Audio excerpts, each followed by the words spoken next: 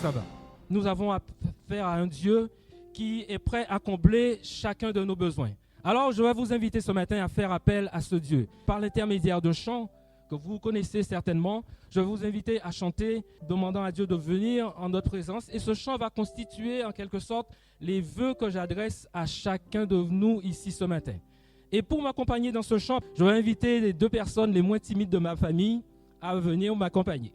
Donc, je vais demander à Imelda et Edson de vouloir venir pour nous accompagner dans ce chant que nous connaissons et que nous avons l'habitude des fois de chanter en guise de prière, qui nous dit « Viens dans mon cœur, viens dans mon cœur, viens dans mon cœur, viens dans mon cœur, oui, viens dans mon cœur, oh Jésus, viens aujourd'hui et pour toujours, oui, viens dans mon cœur, oh Jésus, reste dans mon cœur, reste dans mon cœur, oui, reste dans mon cœur, oh Jésus, reste aujourd'hui et pour toujours, oui, reste dans mon cœur, oh Jésus. Amen. Merci. Merci à vous tous.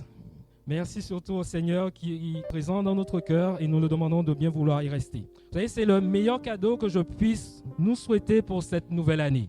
La présence du Seigneur Jésus dans notre cœur. Vous savez, en parlant de cadeaux, j'ai découvert un chiffre qui m'a interpellé. 42%. 42%, c'est le pourcentage, oui, de Français prêts à échanger les cadeaux reçus à la fin de l'année. 42% des Français sont prêts à échanger les cadeaux qu'ils ont reçus. Alors, ce chiffre m'a interpellé parce que je me suis dit, il fut un temps où quand on recevait un cadeau, on disait, mais c'est l'intention qui compte. Et je me rends compte que ce temps tend à disparaître. Deuxième manière pour laquelle ce chiffre m'a interpellé, c'est qu'on se rend compte qu'il est combien difficile de pouvoir satisfaire les besoins de quelqu'un. Encore faudrait-il connaître le besoin que nous avons. Alors, suis-je en mesure de connaître mon besoin véritable et profond? Suis-je en mesure de connaître le besoin de l'autre? De quoi le monde a-t-il besoin aujourd'hui? J'ai intitulé ce message « Les besoins de la nuit ». Les besoins de la nuit.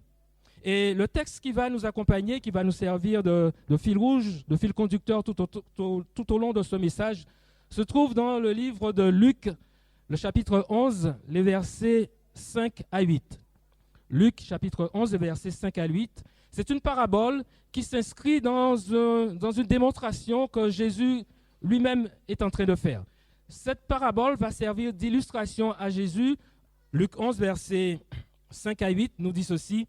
Il leur dit encore, « Si l'un de vous a un ami, et qu'il aille le trouver au milieu de la nuit pour lui dire, « Ami, prête-moi 3 pains, car un de mes amis est arrivé de voyage chez moi, et je n'ai rien à lui offrir. » Et si de l'intérieur de sa maison cet ami lui répond, « Ne m'importune pas, la porte est déjà fermée. Mes enfants et moi sommes au lit. Je ne puis me lever pour te donner des pains. » Je vous le dis, même s'il ne se levait pas pour les lui donner parce que c'est son ami, il se lèverait à cause de son importunité et lui donnerait tout ce dont il a besoin. Il lui donnera tout ce dont il a besoin. Vous savez, cette parabole est riche d'enseignements. On aurait pu aborder le thème de l'hospitalité, de la solidarité, de l'amour, de la persévérance. Mais ces thèmes-là, nous n'allons pas les aborder ce matin. Nous allons nous concentrer sur une notion, la notion du besoin. Et la Bible nous dit que cet homme se lève pendant la nuit pour donner des pains à son autre ami. Donc je me dis que si cet homme est capable de se lever pendant la nuit pour répondre à un besoin de son ami, à plus forte raison, notre Seigneur se lèvera-t-il pour répondre à nos besoins. Nous avons un Dieu qui est extraordinaire, chers amis, et il connaît tous nos besoins. Et il est à même de répondre à nos besoins les plus infimes. Alors, ce que j'aimerais vous dire à travers ce message d'entrée, c'est que quel que soit le manque que nous avons, quels que soient les besoins que nous avons, je nous invite à les confier au Seigneur Jésus. Et mieux qu'une réponse exacte et précise à nos besoins, le Seigneur nous assure de sa présence. Il nous dit, je suis avec vous tous les jours jusqu'à la fin du monde. Et vous savez, lorsque Jésus est présent, lorsque Dieu est présent dans notre vie, cela fait une sacrée différence. Dans le livre de Jean, au chapitre 11, la Bible raconte l'histoire d'une fratrie composée de 2 femmes, Marthe, Marie, et d'un frère et de leur frère Lazare.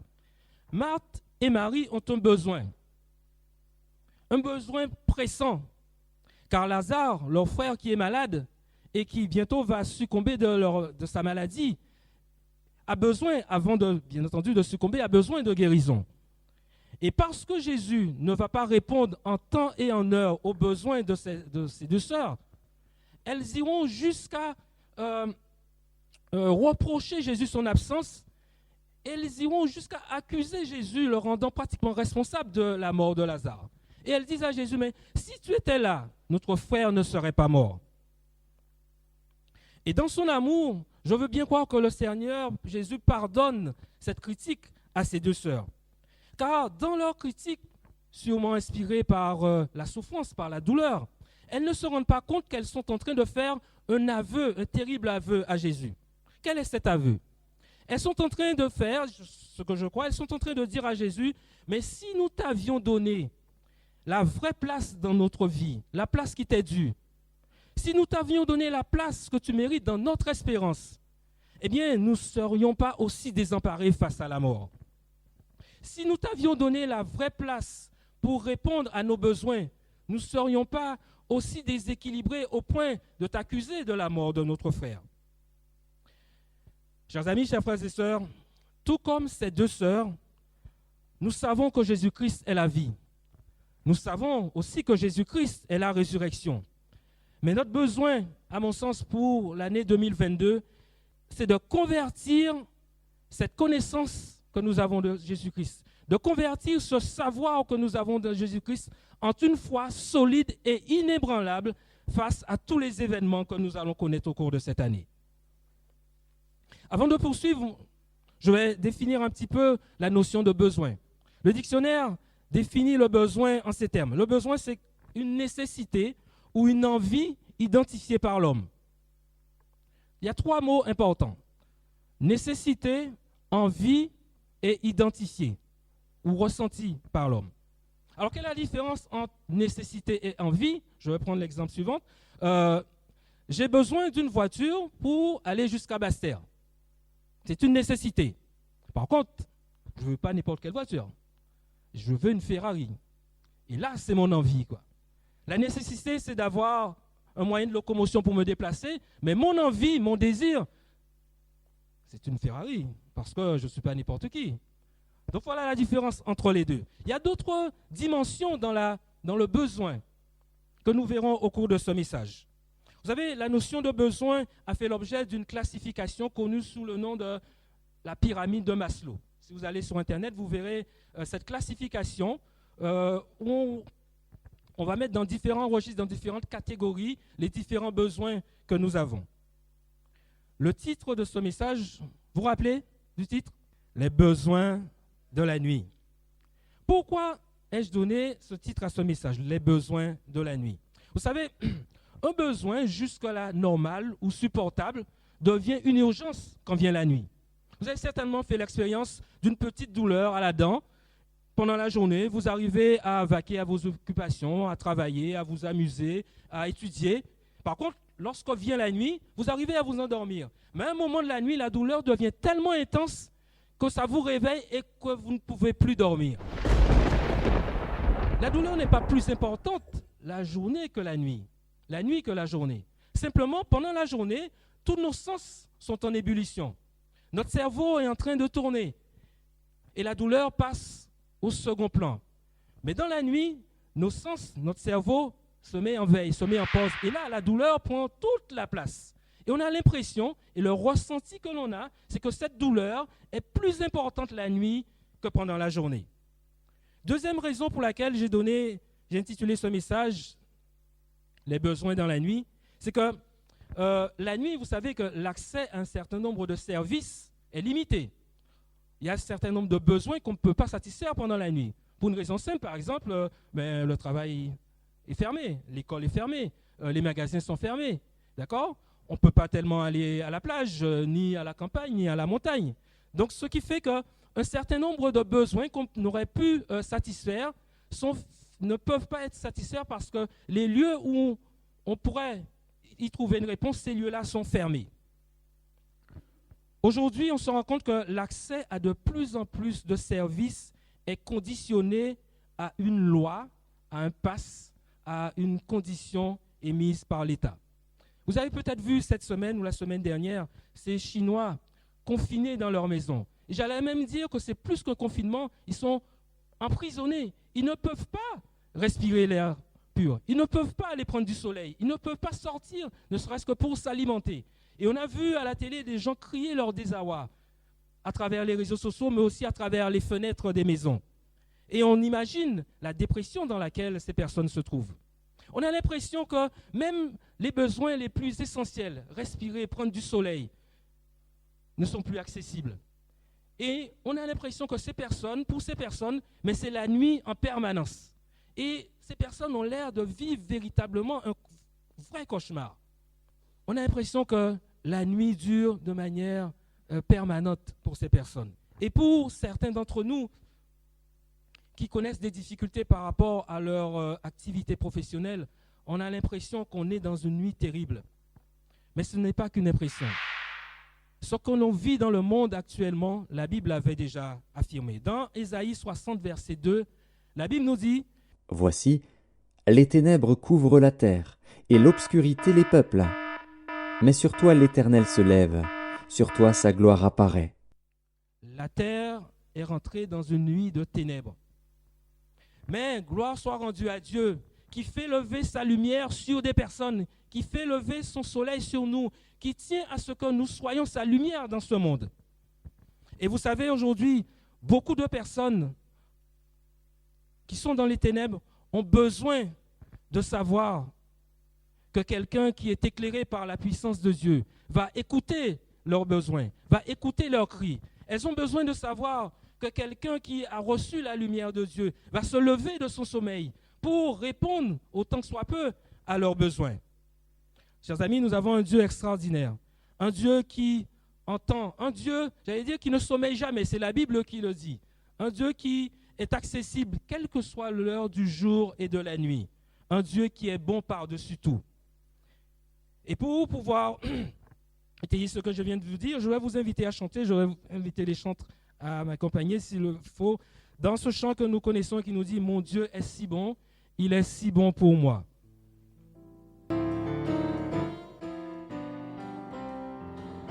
Mon Dieu est si bon, il prend bien soin de moi.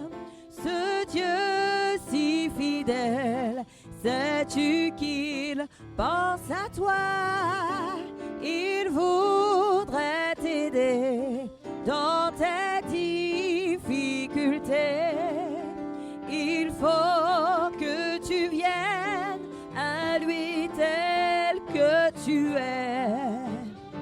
Dieu sait si bien ce qui te semble lourd, qui te fait mal, te trouble chaque jour. Il connaît tes besoins, tes peurs du lendemain.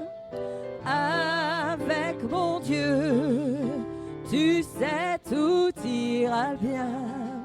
Et il vit à jamais. C'est un Dieu si puissant. Il te répondra. Viens à lui simplement. Quand tout semble noir, triste et désespéré, sais-tu que là-haut, tu n'es pas oublié? Dieu sait si bien ce qui te semble lourd, troubles chaque jour. Il connaît tes besoins, tes peurs du lendemain. Avec mon Dieu, tout ira bien. Mon Dieu t'aidera, il conduira tes pas. Si tu veux marcher, te plier à sa loi, alors ne crains plus, tu peux compter sur lui. Il accomplira tout ce qu'il a promis.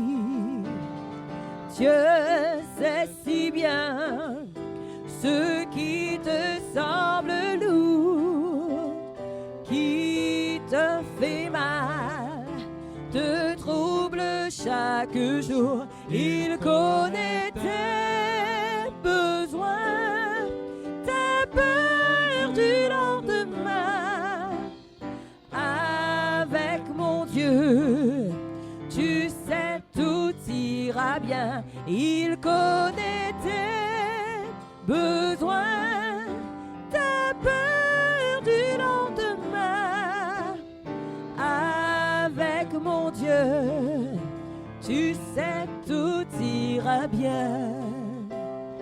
Avec mon Dieu, tu sais tout ira bien. Avec mon Dieu, tu sais tout ira bien. Amen. Merci. Dieu connaît tous nos besoins, chers amis, et il est capable d'y répondre. Dans la définition du besoin, j'évoquais la dimension identifiée par l'homme ou ressentie par l'homme. Mais parfois, il y a des besoins qui nous sont inconnus. Il vous est certainement déjà arrivé d'avoir un manque, d'avoir un besoin et d'être incapable de formaliser ce besoin, d'être incapable de verbaliser, de mettre des mots, d'expliquer ce dont vous avez besoin. Seulement, vous savez qu'il vous manque quelque chose. Chers amis, Dieu est capable de répondre aux besoins non exprimés. Dieu est capable de répondre aux besoins que nous n'arrivons pas à formaliser. Je vais prendre l'exemple de la Bible. Dans la Bible, dans la Genèse, à la création, Dieu met Adam dans un environnement parfait. Et dans le chapitre 2, au verset 18, la Bible nous dit que Dieu demande aux animaux de défiler devant Adam pour que Adam puisse les nommer. D'accord? Et on imagine Adam en train de nommer, mais ça c'est cheval, ça c'est poisson, ça c'est ravette, ça c'est mille pattes, ça c'est zozio. Il donne des noms aux animaux. Mais lorsqu'il finit de nommer les animaux, on imagine Adam qui se retourne et fait un chip et s'en va.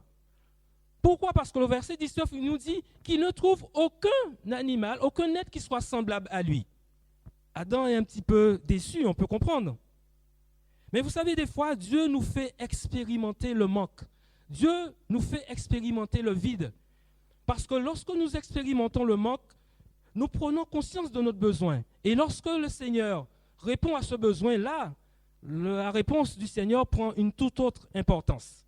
Dieu a besoin des fois que ce besoin vienne de nous-mêmes. Il a besoin de creuser ce besoin en nous. Adam s'en va et Dieu le fait s'endormir. Et lorsqu'Adam se lève, se réveille, et lorsqu'il voit la femme, ah là là, ses yeux s'illuminent. Il se dit, aïe, aïe, aïe, aïe, aïe, mais c'est ça tes besoins, mais c'est ça qui t'est faux, moi. Il avait un besoin qu'il ne pouvait exprimer, qu'il ne pouvait identifier. Mais le Seigneur a répondu à son besoin. Chers amis, nous avons peut-être des besoins comme ça dans notre vie. Nous avons des choses que nous n'arrivons pas à exprimer, des manques, des vides que nous n'avons pas à exprimer. Mais tout comme Adam, nous avons besoin de nous abandonner totalement entre les mains du Seigneur. Dieu a besoin que nous puissions nous donner le contrôle total de notre vie, au point que nous allons nous endormir. Et là, il va mener l'opération nécessaire, de telle sorte qu'à notre réveil, nous dirons « Ah Seigneur, merci, c'est ce dont j'avais besoin ». À d'autres fois, le besoin exprimé et le besoin identifié n'est peut-être pas le bon, ou alors n'est peut-être pas le plus important. en abordant cette partie du message, cela va nous permettre de répondre à la question suivante. Pourquoi Dieu ne répond-il pas à tous nos besoins, mais à notre manière? Et je vais prendre l'exemple de Paul. Vous savez, Paul, c'est un homme qui a fait une rencontre extraordinaire. Il a été arrêté sur la route de Damas par Jésus-Christ lui-même. Et Jésus-Christ lui donne comme mission de porter son nom devant les nations. Et Paul parcourt la Méditerranée, le monde connu de l'époque, pour porter le nom de Jésus-Christ. Et il a subi des conséquences. Mais Paul a un besoin terrible. C'est qu'il a besoin de guérison. Paul est atteint d'une maladie. Il a un problème. Et à 3 reprises, nous dit-il, il demande à Dieu de le guérir. Et quelle est la réponse de Dieu? Ma grâce te suffit. Pourquoi Dieu ne répond-il pas à tous nos besoins à notre manière? Dieu dit à Paul, ma grâce te suffit.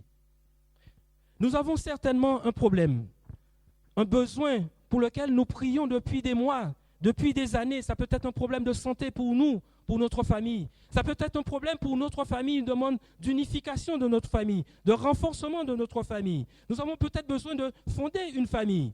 Nous avons besoin de travail. Et nous prions Dieu depuis des mois, depuis des années, et nous ne voyons pas la solution à ce problème. Mais laissez-moi vous dire, lorsque nous sommes focalisés sur la solution que nous voulons, nous passons à côté de ce que Dieu a de plus cher à nous offrir, sa grâce. Lorsque nous sommes focalisés sur ma solution, c'est cette solution-là que je veux, le Seigneur nous dit, ma grâce te suffit. Et peut-être que c'est dans la volonté du Seigneur de nous donner exactement ce que nous demandons. Mais parce que nous sommes concentrés, focalisés sur notre solution, nous passons à côté de la grâce de notre Seigneur. Mais le Seigneur nous dit ce matin, face à toutes les demandes qui n'ont pas trouvé de réponse, face à tous nos besoins insatisfaits, le Seigneur nous dit ce matin, ma grâce te suffit. Alors, profitons ce matin de la grâce que Dieu nous fait.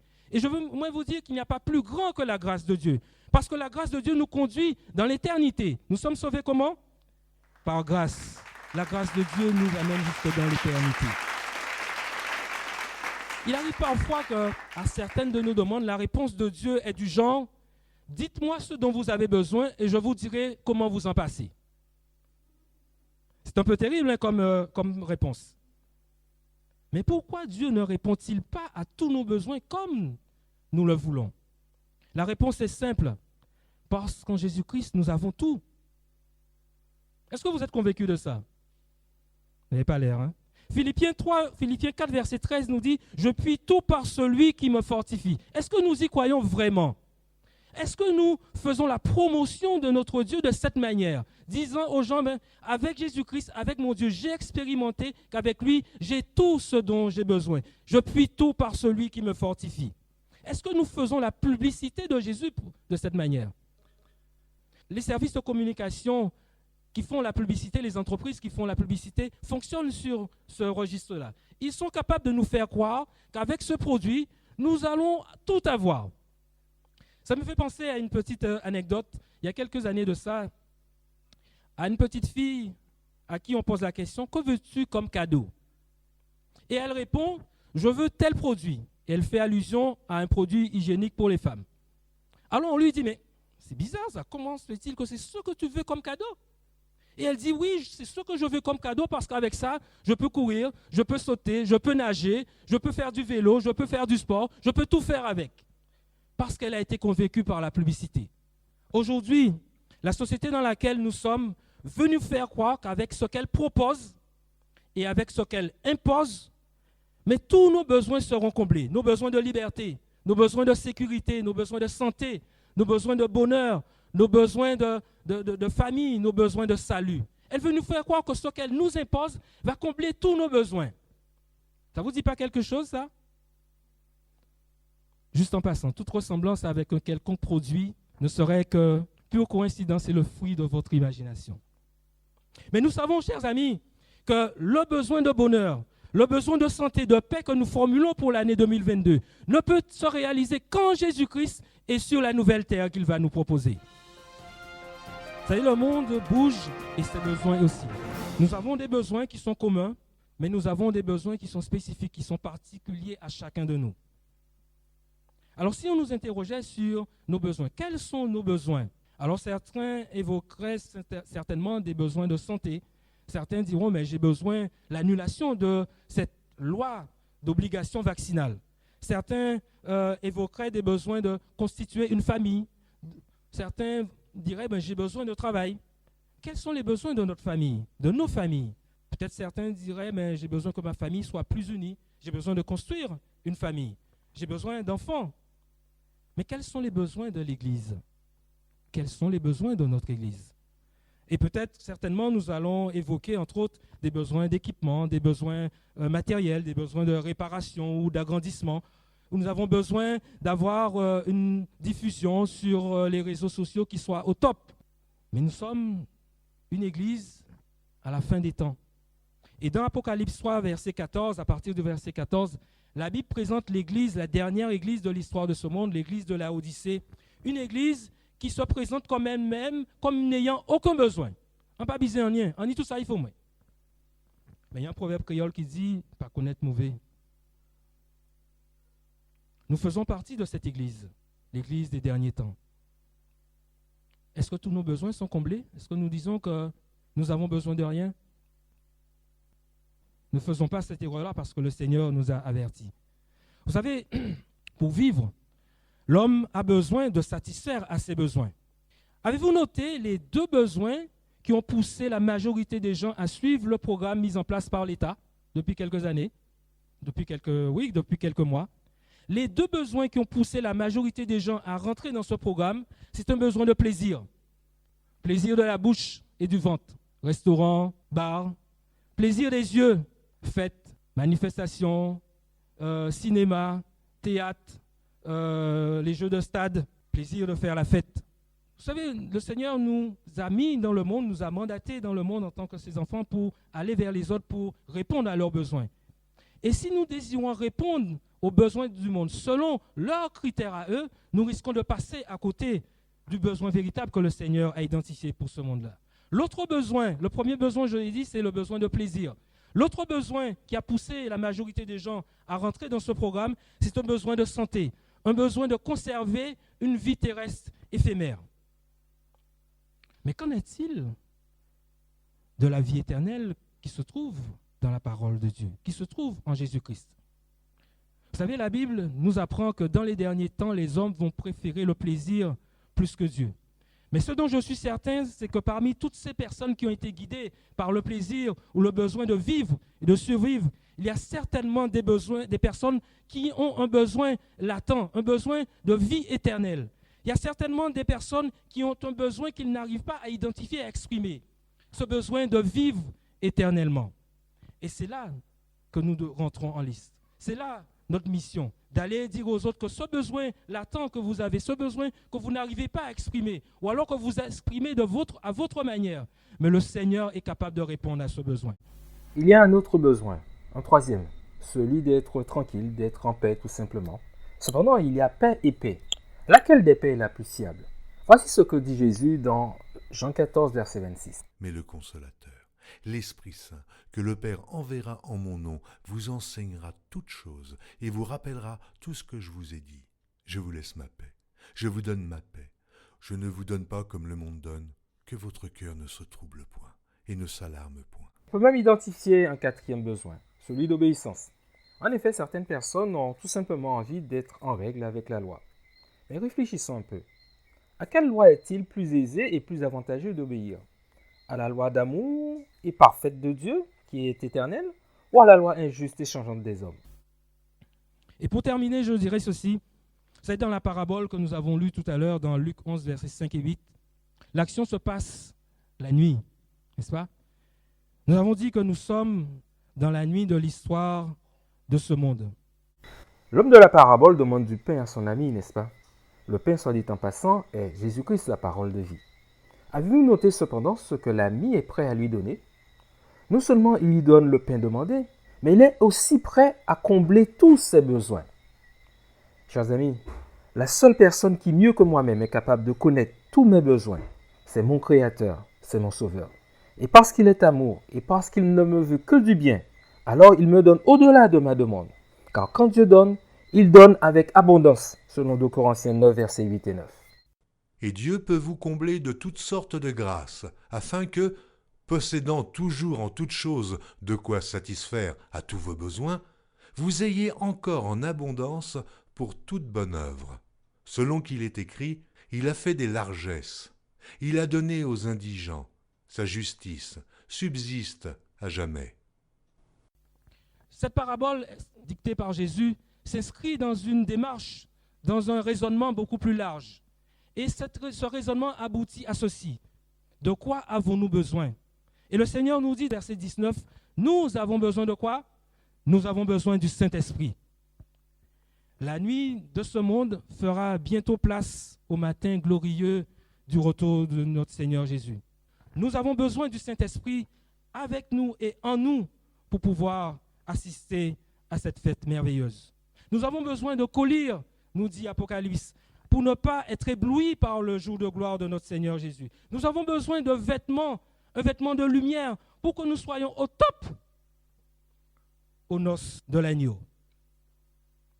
En lien avec la situation que nous vivons depuis quelques années, depuis quelques mois, oui, bientôt 2 ans, avez-vous remarqué que sur la quasi-totalité des médias, presse écrite, médias en ligne, audio, visuel, lorsque quelqu'un prend la parole pour parler de ce sujet, quel que soit ce qu'il peut dire au début, nous connaissons la fin. Ça finit toujours de la même manière.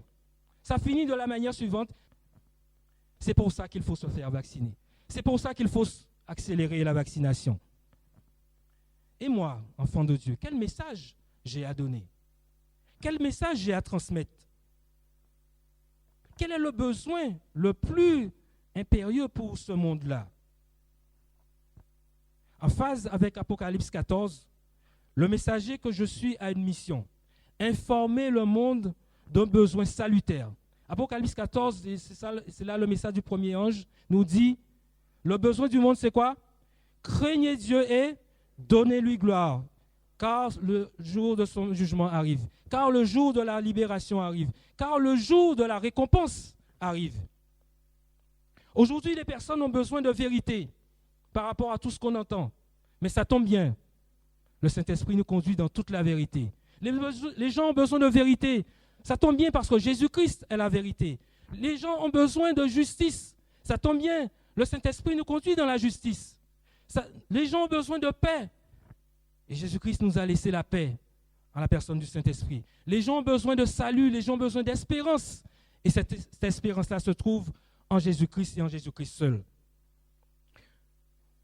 Pour cette nouvelle année, dire bonne année ou souhaiter la bonne année n'est pour moi qu'une mesure de politesse, comme on dit bonjour. Ce qui a véritablement de sens pour moi, c'est de vous souhaiter un bon Jésus-Christ. De nous souhaiter un bon Jésus-Christ. Et j'insiste sur le bon parce que la Bible nous dit dans les derniers temps, il y aura des faux Christ. Alors pour cette nouvelle année, je nous souhaite à tous un bon Jésus-Christ. Parce que dans la nuit dans laquelle s'enfonce la terre, nous avons besoin de la lumière de Jésus-Christ. Nous avons besoin de cette lumière pour nous guider, pour nous montrer le chemin. Et parce que Jésus-Christ est le besoin le plus impérieux, le plus urgent dont a besoin le monde. Mais je vous souhaite un bon Jésus-Christ. Parce que Jésus-Christ, c'est la vie. Parce que Jésus-Christ, c'est le salut. Parce que Jésus-Christ, c'est la vie éternelle. Alors pour cette nouvelle année, bon et excellent Jésus-Christ. Amen.